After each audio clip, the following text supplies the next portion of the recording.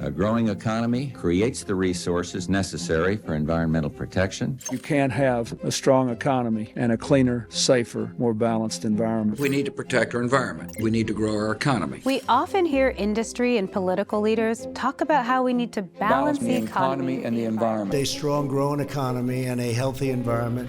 The thinking goes something like this. A healthy economy requires environmental sacrifices. We need to mine coal from mountains to power our homes and emit greenhouse gases to deliver our packages.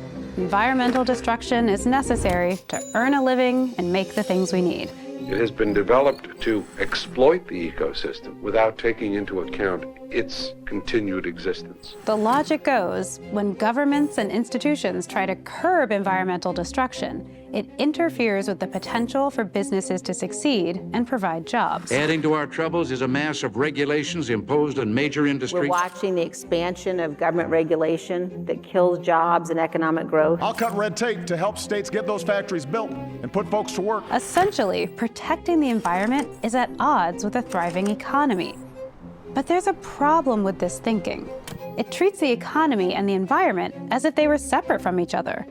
But the economy, like everything else in our lives, is foundationally environmental. And it's not set in stone. We can restructure the economy to change environments in a better way, more sustainably and more equitably, so it can provide for everyone's needs.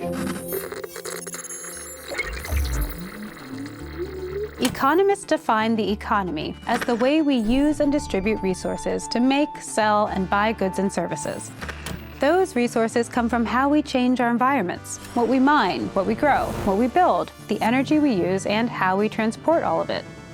The economy is currently set up to maximize what we take from the environment as fast and as cheaply as possible, regardless of the impacts, with most of the profits going to a select few. If we want to reduce prices, we need to increase supply.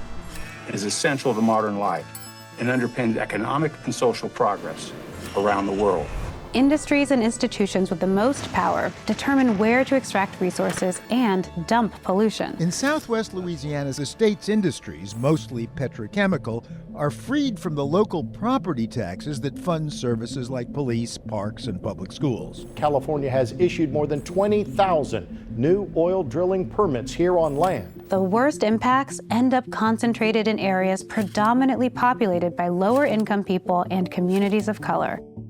Known as sacrifice zones, these are places where regulations, or lack thereof, allow for displacement, toxic waste, and high air pollution, affecting the health of local people. These communities often work in the same industries that pollute their neighborhoods. Let's take a look at Wilmington, California. This area south of Los Angeles has the largest trading port in the country, the third largest oil field, and 5 refineries. The shipping and oil industries here generate tons of economic activity and thousands of local jobs, many of which are low pay, but the only jobs around. But here's the catch. These industries emit some of the highest levels of cancer-causing particulate matter in the state.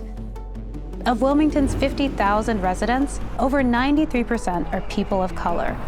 They suffer from the highest rates of asthma, cancer, and other pulmonary diseases in California. Southern California residents say they've been having trouble breathing because of exhaust fume. The amount of pollutants are frequently reaching dangerous levels in the LA neighborhood of Wilmington. Data from the city of Long Beach highlights how certain communities have the highest risk of cancer regionally. The communities of West Long Beach, Wilmington, and San Pedro experience up to 8 years lower life expectancy than the Los Angeles County average. In Wilmington and across the entire Southern Californian basin, air pollution causes more deaths every year than traffic accidents and crime combined. Efforts have been made to regulate these industries, but businesses, politicians, and some unions argue these would overburden them, affecting costs, profits, and wages. We also see regulations around truck driving, certainly in California. They're choosing not to go into California for that reason because of the laws that exist there. There shouldn't be a choice between our jobs and our environments. In this current economy, many jobs are in industries that pollute the environment and harm people's health. But the economy didn't emerge out of some unavoidable process. The economy is built out of deliberate policies and decisions. We can create new economies that are sustainable and green. To do that, we need to understand that a sustainable green economy is dependent on fairness and equity. To transition out of high-polluting industries, the economy can be structured to provide new green jobs for workers. Fewer than 400 Moapa Paiutes taking on NV Energy, trying to shut down the Reed Gardner coal plant. Studies have shown that in a number of cases, unions representing workers in coal-fired power plants supported the planned closing of their highly polluting workplaces. That was because environmentalists and government officials worked with them to ensure a smooth transition. They replaced fossil fuel-dependent jobs with better paying and more abundant solar and wind jobs. Under the compromise clean energy bill, Illinois' electricity will come completely from renewable energy sources by the year 2050. There are programs that would help train people in disadvantaged communities for clean energy jobs and help to incubate and grow clean energy businesses. In communities around the world, these transitions have involved minimum wage increases, healthcare benefits, and investments in infrastructure and job training. Well, this new law provides support for the transition to renewable energy and for workers in regions whose livelihoods are dependent on coal. We know that healthy environments are good for communities, but we also have to understand that healthy communities are good for our environments. For example, when sacrifice zones are banned to protect people, industries aren't able to pursue their most toxic and environmentally destructive practices. A major step tonight to make the City of Angels greener.